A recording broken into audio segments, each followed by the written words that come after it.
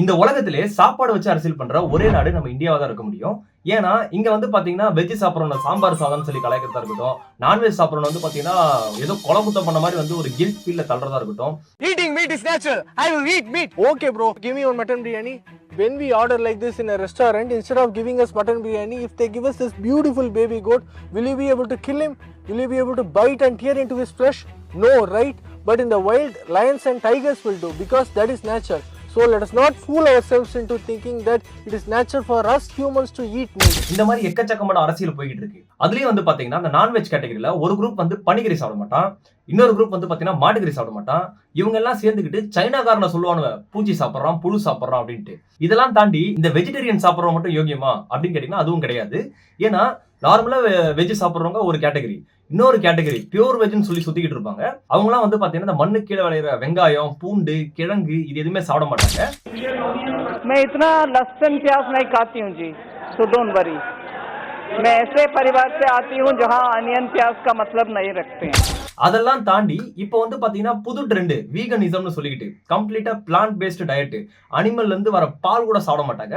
அப்படி ஒரு கான்செப்ட் வந்து பாத்தீங்கன்னா சுத்திக்கிட்டு இருக்கு. சோ இந்த வீடியோல நம்ம என்ன பார்க்க போறோம்னா வெஜிடேரியன் வெர்சஸ் நான் வெஜிடேரியன், அதோடைய சயின்டிபிக் எவல்யூஷன், ஹிஸ்டரி, பாலிடிக்ஸ், அதை தாண்டி எந்த சாப்பாடு வந்து பாத்தீங்கன்னா சிறந்த உணவு, எது நமக்கு கரெக்டான சாப்பாடு அப்படிங்கறத இந்த வீடியோல பார்க்க போறோம். வீடியோ பார்க்கறதுக்கு முன்னாடி மறக்காம சப்ஸ்கிரைப் பண்ணிட்டு பாருங்க. சோ வெல்கம் டு ரேஷனல் தமிழா.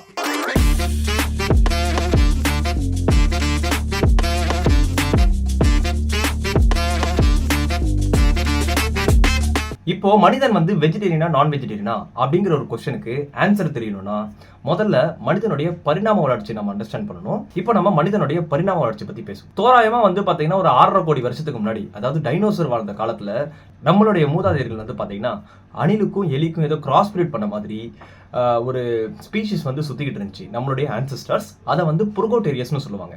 அவங்க வந்து ஸ்டார்டிங்ல வெறும் ஃப்ரூட்ஸ் அண்ட் நட்ஸ் அதை தான் சாப்பிட்டு வாழ்ந்துருக்காங்க. அப்படி பாத்தீங்கன்னா ஆரம்பத்துல நம்ம வெஜிடேரியன். இப்போ 1.5 கோடி வருஷத்துக்கு முன்னாடி நம்மளுடைய மூதாதையர்கள் வந்து பாத்தீங்கன்னா அதை சைலாந்த்ரோபெத்தஸ் அப்படின்னு சொல்லுவாங்க. அது வந்து பாத்தீங்கன்னா பரிணாம வளர்ச்சியில ரூட்ஸா இருக்கட்டும், சீட்ஸா இருக்கட்டும், நட்ஸா இருக்கட்டும், இதை சாப்பிட்டு வாழ ஆரம்பிச்சாங்க. இதை ஏன் நான் உங்கள்கிட்ட சொல்றேன்னா, ஆரம்பத்துல வந்து இந்த ஃப்ரூட்ஸ் அண்ட் லீவ்ஸை சாப்பிடும்போது அதுல வந்து பாத்தீங்கன்னா ஃபைபர்ஸ் மட்டும் தான் இருந்துச்சு. ஆனா இப்போ அந்த ரூட்ஸா இருக்கட்டும், நட்ஸா இருக்கட்டும், இதை சாப்பிடும்போது வந்து பாத்தீங்கன்னா மனிதனால வந்து பாத்தீங்கன்னா புரோட்டீன் அண்ட் லிபிட்ஸ் வந்து பாத்தீங்கன்னா டைஜஸ்ட் பண்ற அளவுக்கு அவன் பரிணாம வளர்ச்சி அடைஞ்சிட்டான். அதாவது நான்வெஜ்ஜை சாப்பிட்றதுக்கு வந்து பாத்தீங்கன்னா தயாராயிட்டான்னு சொல்லலாம். ஆனா அவனுக்கு ஒரு ட்ரிகரிங் பாயிண்ட் தேவை. அது எப்போ நடந்துச்சுன்னா தோராயமா ஒரு 2.5 மில்லியன் வருஷத்துக்கு முன்னாடி நம்மளுடைய மூதாதையர்களான ஆஸ்ட்ரலோபெத்திகஸ்ன்னு சொல்லுவாங்க.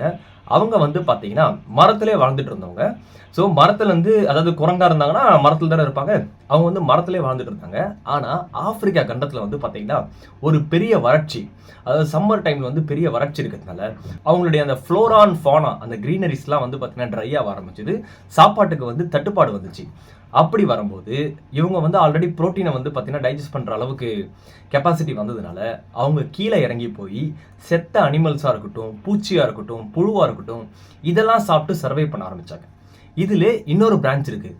அந்த மரத்திலே வந்து பார்த்தீங்கன்னா இருந்தவங்க இருக்காங்கல்ல, அதாவது சில பேர் இறங்கி வந்தாங்க மரத்தை விட்டு. ஆனால் மரத்திலே இருந்தவங்க வந்து பார்த்தீங்கன்னா அவங்கள வந்து ரோபஸ்ட் ஆஸ்ட்ரோ அப்படின்னு சொல்லுவாங்க. அவங்க வந்து பார்த்தீங்கன்னா கம்ப்ளீட்டாக எக்ஸ்டிங்க்ட். அப்போ அந்த ஆஸ்ட்ரலோபெத்திகஸ் வந்து மரத்துலேருந்து கீழே இறங்குறதுனால தான் இவ்வளோ பெரிய மாற்றம் வந்து மனித வரலாறுல நடந்திருக்குன்னு சொல்லலாம். இப்போ சாதாரணமாக வந்து பார்த்தீங்கன்னா செத்து போன விலங்குகளை சாப்பிட்றதா இருக்கட்டும், பூச்சிகளை சாப்பிட்றதா இருக்கட்டும், அது வேற. ஆனால் உயிரோட நடமாடுற மானா இருக்கட்டும், இதை வேட்டையாடி சாப்பிட்ற அளவுக்கு மனிதனுக்கு கெப்பாசிட்டி கிடையாது. அவங்ககிட்ட புலி மாதிரி பல்லோ நகமோ எதுவுமே இல்லை. ஆனால் பரிணாம வளர்ச்சியில் வந்து பார்த்தீங்கன்னா ஒரு மேஜிக் நடந்துச்சு. அது என்னன்னு கேட்டிங்கன்னா, ஆரம்பத்தில் பிளான்ட் சாப்பிடும்போது அவங்க யூஸ் பண்ண எனர்ஜி, டைஜஸ்ட் பண்ணுற எனர்ஜி வந்து பார்த்தீங்கன்னா இந்த நான்வெஜ் சாப்பிட்றதுனால அது ரொம்ப குறைய ஆரம்பிச்சுது. அதனால வந்து பார்த்தீங்கன்னா ஹனுமான் மாதிரி மூஞ்சி இருந்த நம்ம மனிதர்களுக்கு மூஞ்சி வந்து பார்த்தீங்கன்னா உள்ளே போக ஆரம்பிச்சுது. அதனால பின்னாடி வந்து பிரெயின் வளர்கிறதுக்கு வந்து பார்த்தீங்கன்னா ஸ்பேஸ் கிடைக்க ஆரம்பிச்சுது. இப்போ பசியாக இருக்கட்டும், சர்வைவலாக இருக்கட்டும், இது வந்து பார்த்தீங்கன்னா அவங்களை வந்து வேட்டையாடுறதுக்கு தள்ளப்படுறாங்க. அப்படி தள்ளப்படும் போது அவங்க யூஸ் பண்ணது என்னன்னா ஆயுதங்கள். அதாவது புலி மாதிரி நகம் இல்லைனாலும் பல்லுனாலும் கிடைக்கிற ஆயுதத்தை வந்து பார்த்தீங்கன்னா எடுத்து யூஸ் பண்ணுற அளவுக்கு வந்து பார்த்தீங்கன்னா இந்த ஆஸ்ட்ரலோபெத்திகஸ் வந்து டெவலப் ஆயிட்டாங்க. அதனால வேட்டையாடி மிருகத்தை வந்து பார்த்தீங்கன்னா சாப்பிட ஆரம்பிச்சாங்க. ஓகேங்களா? இப்போ வந்து பரிணாம வளர்ச்சியில் அப்பயும் வந்து பார்த்தீங்கன்னா நம்ம நான்வெஜ் சாப்பிட்றதுக்கு ஏற்ற மாதிரி பல்லோ அந்த அமைப்போ எதுவுமே இல்லையே அப்படின்னு நீங்கள் கேட்கலாம். ஆனால் அங்கே தான் ஒரு மேஜிக் நடந்துச்சு. மனிதன் வந்து பார்த்தீங்கன்னா அதுக்கப்புறம் நெருப்பை எப்படி கையாளணும் அப்படிங்கிற ஒரு விஷயத்தை கற்றுக்கிட்டான். அதனால வந்து இவங்க வந்து பார்த்தீங்கன்னா ஆரம்பத்தில் சாப்பிட்ட எனர்ஜி, நான்வெஜ்ஜாகவே இருந்தாலும் பச்சையாக சாப்பிட்டிங்கன்னா அது மெல்றதுக்கு எனர்ஜி வேஸ்ட் ஆகுதுல்ல, அதை வந்து குக் பண்ணி சாப்பிடும்போது என்ன ஆகுதுன்னா அவன் ரொம்ப சுலபமாக ஃபஸ்ட்டை விட வந்து ரொம்ப சுலபமாக ஈஸியாக வந்து சாப்பிட்றதுனால எக்ஸஸ் ஆஃப் எனர்ஜி சேவ் ஆகுது. ஃபுட்டாக இருக்கட்டும், ஷெல்டராக இருக்கட்டும், க்ளோதிங்காக இருக்கட்டும், இதெல்லாம் வந்து பார்த்தீங்கன்னா அவனுக்கு ஆல்ரெடி கிடைச்சதுனால சர்ப்ளஸாக வந்து பார்த்தீங்கன்னா அவன் சிந்திக்க ஆரம்பித்தான், புதுசாக கண்டுபிடிக்க ஆரம்பித்தான். அதோட நீட்சி தான்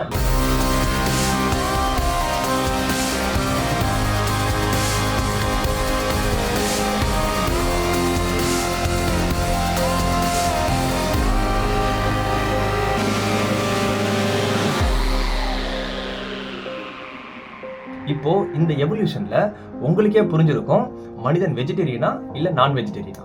எப்படி பார்த்தாலும் மனிதன் குக் பண்ணி சாப்பிட்டதுனால தான் இந்த இயற்கை வந்து பார்த்தீங்கன்னா புது பரிணாம வளர்ச்சியை பார்த்துச்சுன்னு சொல்லலாம்.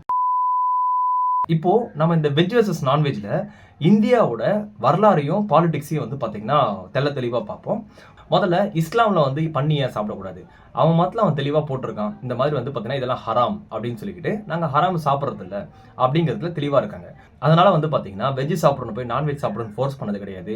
அதை தாண்டி ஹராம் இல்லாமல் ஹலால் அந்த மாதிரி மீட் வந்து பார்த்தீங்கன்னா அவங்களும் எடுத்துக்க தான் செய்கிறாங்க. இப்போது இவங்கெல்லாம் விட்டுருக்கேன். ஆனால் இந்தியாவில் இன்னொரு குரூப் இருக்குது. அவனுங்க வந்து பார்த்தீங்கன்னா இந்த மாதிரி வெஜ்ஜு சாப்பிடணும், மாடு முக்கியமாக சாப்பிடவே கூடாது, மாடை வந்து பார்த்தீங்கன்னா இந்த மாதிரி வந்து ஸ்லாட்டர் பண்ணால் அவங்கள வெட்டி கொள்கிற அளவுக்கு வந்து பார்த்தீங்கன்னா வடக்கில் அந்த எக்ஸ்ட்ரீமிசம் போய்கிட்டு இருக்கு. அதனால் இவனுங்க முதல்ல யோகியமானு பார்ப்போம். இப்போ வரலாறு ரீதியாக வந்து பார்த்தீங்கன்னா ரிக்வேதத்தில் அஸ்வமேத யாகம்னு ஒன்று இருக்குது. அதாவது மாடை, குதிரையை இந்த மாதிரி பலி கொடுத்து வந்து அந்தந்த பாட்டு வந்து அவங்கவுங்க சாப்பிடுவாங்க. அதுக்கு வந்து ஸ்லோகங்கள்லாம் இருக்கு. அதாவது ஆரம்பத்துல இவனுங்களே வந்து பாத்தீங்கன்னா மாடை தான் சாப்பிட செஞ்சாங்க. அப்போ இந்தியன்ஸ் வந்து பாத்தீங்கன்னா மாடு சாப்பிடுவாங்களா சாப்பிட மாட்டாங்களான்னு கேட்டீங்கன்னா, இப்போ அதுக்கு நான் ஒரு சிம்பிள் எக்ஸாம்பிள் சொல்றேன். 11,000 வருஷத்துக்கு முன்னாடி மனிதன் வந்து விவசாயத்தை கண்டுபிடிக்கிறான். அப்படி விவசாயத்தை கண்டுபிடிக்கும் போது என்ன ஆகுதுன்னா இந்த மாதிரி எக்ஸஸான சாப்பாடு வந்து அவன் ஸ்டோர் பண்ணி வச்சுக்கிறான். அது கூடவே வந்து டொமஸ்டிகேஷன், இந்த மாதிரி கோழி, ஆடு, மாடு, பன்னி இந்த மாதிரி வந்து பார்த்தீங்கன்னா டொமஸ்டிகேட் பண்ணி தேவைப்படுற நேரத்தில் அதை வந்து பார்த்தீங்கன்னா உணவாக சாப்பிட்டு இருந்தாங்க. ஆனால் இந்த மாடு மட்டும் வந்து பார்த்தீங்கன்னா அதெல்லாம் தாண்டி, இறைச்சியெல்லாம் தாண்டி விவசாயத்துக்கு பயன்படுத்தினாங்க. அதே பசுவாக இருந்துச்சுன்னா அதுட்டு இருந்து பால் கறந்து உணவாக எடுத்துக்கிட்டாங்க. அதை தாண்டி டிரான்ஸ்போர்ட்டேஷன், சிந்து சமவெளி நாகரிகத்திலேருந்தே வந்து பார்த்தீங்கன்னா டிரான்ஸ்போர்ட்டேஷனுக்கு நம்ம மாடு தான் ஒரு முக்கியமான மீன். அப்படி இருக்கும்போது அது எல்லா வகையிலையும் பயன்படுறதுனால அதை ஒரு குடும்பத்தில் ஒருத்தராக தான் பார்க்க ஆரம்பிச்சாங்க. அதனால இந்தியாவில் வந்து பார்த்தீங்கன்னா மாடே சாப்பிட்றது இல்லையான்னு கேட்டிங்கன்னா சாப்பிட்றவங்க இருக்காங்க. இன்னும் உங்களுக்கு தெளிவாக சொல்லணும்னா தமிழ்நாட்டில் நீங்கள் சங்க இலக்கியத்தில் படிச்சிருப்பீங்க. குறிஞ்சி, முல்லை, மருதம், நெய்தல், பாலைன்னு. குறிஞ்சினா மலை, மருதம்னா விவசாய நிலம், நெய்தல்னா வந்து கடற்கரை, பாலைனா பாலைவனம். இப்போ இந்த குறிஞ்சி முல்லையிலலாம் இருக்கவங்க வேட்டைக்காரங்களா தான் இருந்திருப்பாங்க. அதை தாண்டி வந்து பாத்தீங்கன்னா ஷெப்பர்ட்ஸ், அதாவது ஆடு மேய்க்கிறவங்க, மாடு மேய்க்கிறவங்களா தான் இருந்திருப்பாங்க. இப்போ விவசாயத்துல தான் வந்து பாத்தீங்கன்னா மாடு வந்து நம்ம பயன்படுத்துறோம்.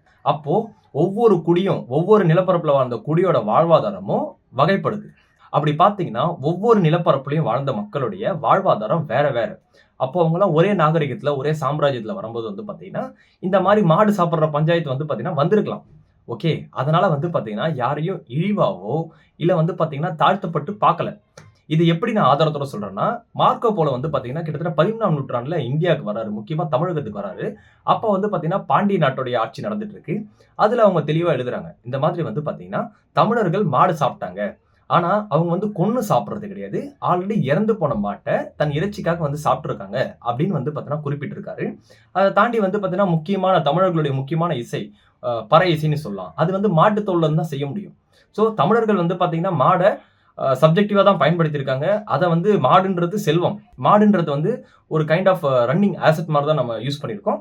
இதுல இருந்தே உங்களுக்கு புரிஞ்சிருக்கும் மாடு வந்து பாத்தீங்கன்னா தமிழர்கள் அது பிறப்புல இருந்து இறப்பு வரைக்கும் எல்லா விதமா பயன்படுத்தியிருக்காங்க அப்படிங்கிறது தான் நிதர்சனமான உண்மை. இப்போ இந்த மாடு பாலிடிக்ஸ் வந்து பாத்தீங்கன்னா, அதாவது ரிக்வேதத்துல மாடை எப்படி வெட்டி கொள்ளணும், சாப்பிடணும்லாம் எழுதி வச்சிருக்கானுங்க. ஆனா திடீர்னு எப்படி வந்து பாத்தீங்கன்னா இவனுங்க வெஜிடேரியனா மாறினானுவ அப்படின்னு பாத்தீங்கன்னா, இவனுங்க ஆரம்பத்துல வந்து இந்த மாதிரி யாகம் பண்றேன், அது பண்றேன்னு அட்டூழியம் பண்ணிட்டு இருந்தானுவ. அரசர்களை வந்து பாத்தீங்கன்னா இந்த மாதிரி மந்திரம் போட்டு நாங்க வந்து இந்த போரை ஜெயிக்க வைக்கிறோம், அது இதுன்னு சொல்லி கண்ட கதையை உருட்டி வந்து பாத்தீங்கன்னா அவங்களுடைய செல்வாக்க பெற்று மக்கள்கிட்ட இருந்து வந்து பாத்தீங்கன்னா நிலத்தை புடுங்குறதா இருக்கட்டும், தாழ்த்தப்படுறதா இருக்கட்டும், இந்த மாதிரி எக்கச்சக்கமான அட்டூழியங்கள் பண்றாங்க. அப்படி இருக்கும்போது இந்தியாவில் வந்து சமண மதங்கள் வந்து தோன்றுது. புத்திசம், ஜெயினிசம், தமிழர்களுடைய ஆசிவகம் இப்படி சொல்லலாம். இவங்க வந்து பாத்தீங்கன்னா சில கோட்பாடு வந்து எடுத்துக்கிறாங்க. இதுல புத்தர் வந்து சொல்றாரு, இந்த மாதிரி வந்து எந்த ஒரு மிருகத்தையும் அனாவசியமா கொல்லக்கூடாது, இறைச்சிக்காக சாப்பிடலான்ற மாதிரி சொல்லுவாரு. பிற்காலத்துல வந்து பாத்தீங்கன்னா அதுவும் மாறிடும்.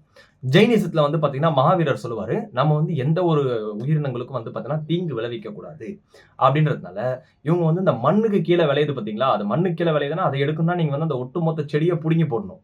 அப்ப அது உயிர் போகுது இல்ல. அந்த மாதிரி கான்செப்ட்ல அப்ப இருந்த புரிதல்ல வந்து பாத்தீங்கன்னா இந்த மாதிரி கிழங்கு சாப்பிட மாட்டாங்க, பூண்டு சாப்பிட மாட்டாங்க. அதனால வந்து பாத்தீங்கன்னா அந்த சமணர்களை புனிதமா பார்க்க ஆரம்பிச்சாங்க. இது வந்து பாத்தீங்கன்னா இந்த வேதிக் கல்ச்சர் வாழ்ற அந்த அந்த கூட்டத்துக்கு வந்து பாத்தீங்கன்னா ஒரு பெரிய பேக் ஃபயர் ஆகுது.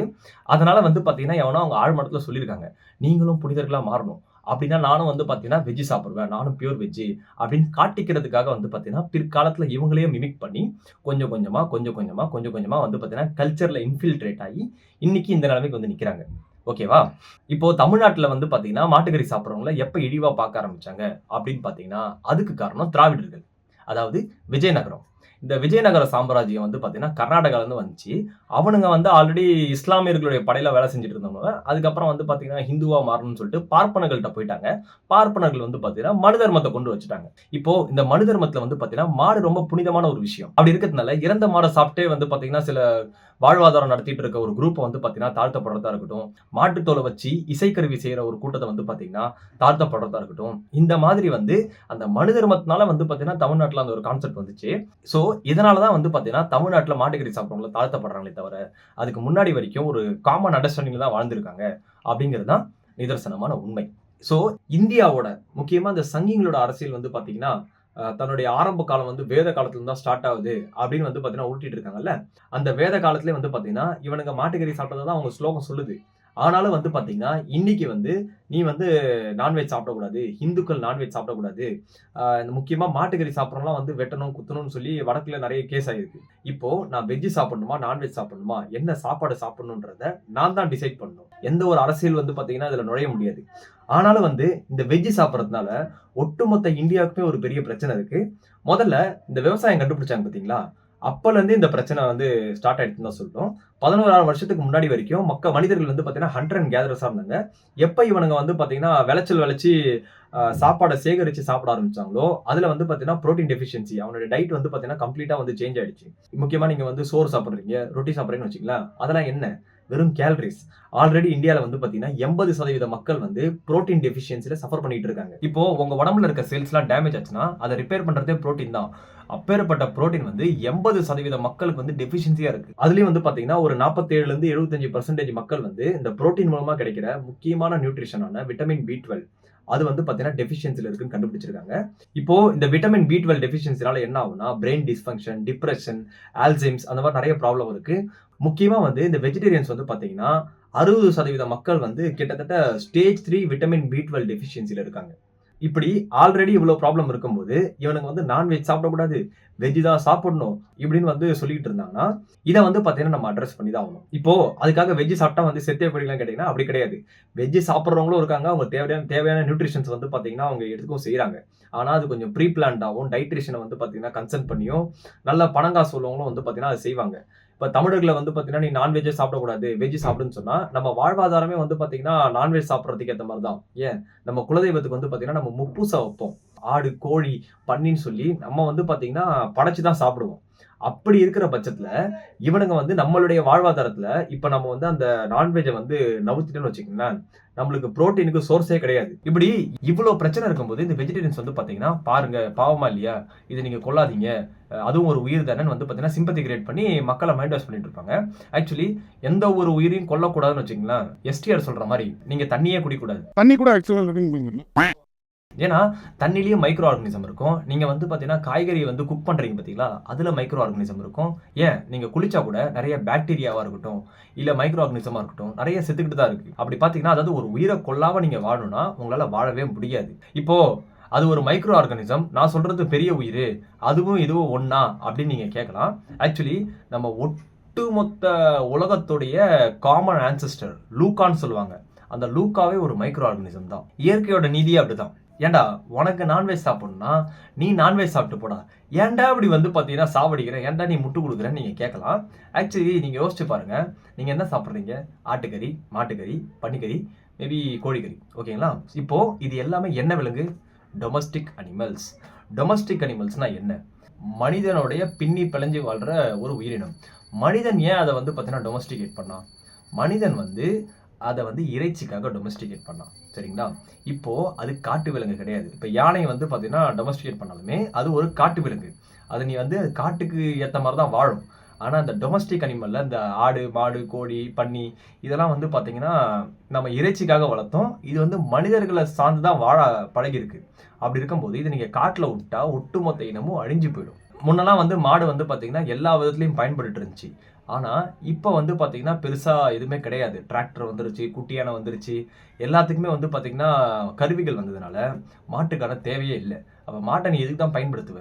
இறைச்சிக்காக தான் பயன்படுத்தி ஆகணும். அப்படி நீ இறைச்சிக்காக சாப்பிடலனா தான் அதோடைய ஒட்டுமொத்த இனமும் அழிஞ்சு போயிடும்.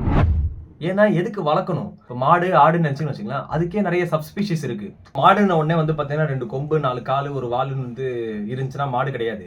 இப்போ மாட்டுலேயே நிறைய சப்ஸ்பீஷிஸ் இருக்கு. தமிழ்நாட்டிலே வந்து பார்த்தீங்கன்னா காங்கேயம், புலிக்குளம் அந்த மாதிரி எக்கச்சக்கமான மாடுகள் இருக்கு. இந்த டொமஸ்டிக் அனிமல்ஸை நீ இறைச்சிக்காக கூட பயன்படுத்தலைன்னா எல்லாரும் வெஜிடேரியன் ஆயிட்டாங்கன்னா அவங்களுடைய இனங்கள் ஒட்டுமொத்தமாக க்ளோஸ். இப்போ அதோடைய உயிர் முக்கியமா இல்லை இனம் முக்கியமா? நீங்களே கமெண்ட் செக்ஷனில் கமெண்ட் பண்ணுங்க. இவ்வளோ பேசணும்ல, இதுலேயே உங்களுக்கு புரிஞ்சிருக்கும் எது சிறந்த உணவுன்ட்டு. ஆனால் வெஜ் வந்து சாப்பிடவே கூடாது கேட்டிங்கன்னா அப்படிலாம் கிடையாது. வெஜ்லேயும் வந்து பார்த்தீங்கன்னா உங்களுக்கு ப்ரோட்டீன் கிடைக்கும். அந்த தேவையான நியூட்ரிஷன்ஸ் வந்து நீங்கள் அட்டைன் பண்ணிக்கலாம். ஆனால் ரொம்ப ப்ரீ பிளான்டாக கால்குலேட்டிவாக வந்து பார்த்தீங்கன்னா நீங்கள் ஸ்டெப்ஸ் எடுத்து பண்ணணும். ரேண்டமாக வந்து நான் இனிமேல் நான்வெஜ் சாப்பிட மாட்டேன்னு கண்டதை சாப்பிட்டு இருந்தீங்கன்னா அது ரொம்ப ரிஸ்கான விஷயம். ஆல்ரெடி இந்தியாவில் வந்து பார்த்தீங்கன்னா 80% மக்கள் வந்து பார்த்தீங்கன்னா ப்ரோட்டீன் டெஃபிஷியன்சியில் தான் வாழ்ந்துட்டு இருக்காங்க. இதில் போய் இவங்களை போய் வெஜ் சாப்பிட்டுன்னு சொன்னால் அவ்வளோதான். நம்மளே வந்து பார்த்தீங்கன்னா வாரத்துக்கு 1 நாள் 2 நாள் தான் வந்து பார்த்தீங்கன்னா நான்வெஜ்ஜே சாப்பிட்றோம். அது கூட சாப்பிட கூடாதுன்னா எப்படி? ஸோ இந்த வீடியோ முடிக்கிறதுக்கு முன்னாடி நான் என்ன சொல்ல வரேன்னா, முடிஞ்ச அளவுக்கு வந்து பார்த்தீங்கன்னா உங்கள் டயட்டில் ப்ரோட்டீன் இன்க்ரீஸ் பண்ணுங்க. அது எப்படி இன்க்ரீஸ் பண்ணணும், எதை சாப்பிடணுன்றத சொல்கிற தகுதி வந்து பார்த்தீங்கன்னா எனக்கு கிடையாது. இது வந்து பார்த்தீங்கன்னா அதுக்குன்னு டயட்ரிஷியன் இருக்காங்க, நியூட்ரிஷனிஸ்ட் இருக்காங்க. முடிஞ்சால் அவங்கள ஃபாலோ பண்ணுங்க, கன்சல்ட் பண்ணுங்க. ஆனால் முக்கியமாக உங்களுடைய உணவு நீங்கள் சாப்பிட்ற சாப்பாட்டில் உங்கள் நியூட்ரிஷன் வந்து பார்த்தீங்கன்னா கரெக்டாக இருக்கான்றதை வந்து நீங்கள் தான் வந்து பார்த்தீங்கன்னா அதை மேக் ஷூர் பண்ணி வந்து பார்த்தீங்கன்னா எக்ஸிக்யூட் பண்ணணும். நான் வெறும் உங்களுக்கு அவேர் தான் பண்ணுறேன். வீடியோ பிடிச்சிருந்தா மறக்காமல் லைக் பண்ணுங்கள், ஷேர் பண்ணுங்கள், சப்ஸ்கிரைப் பண்ணுங்கள். அதுவரை உங்களிடமிருந்து விடைபெறுவது உங்கள் ரேஷனல் தமிழா.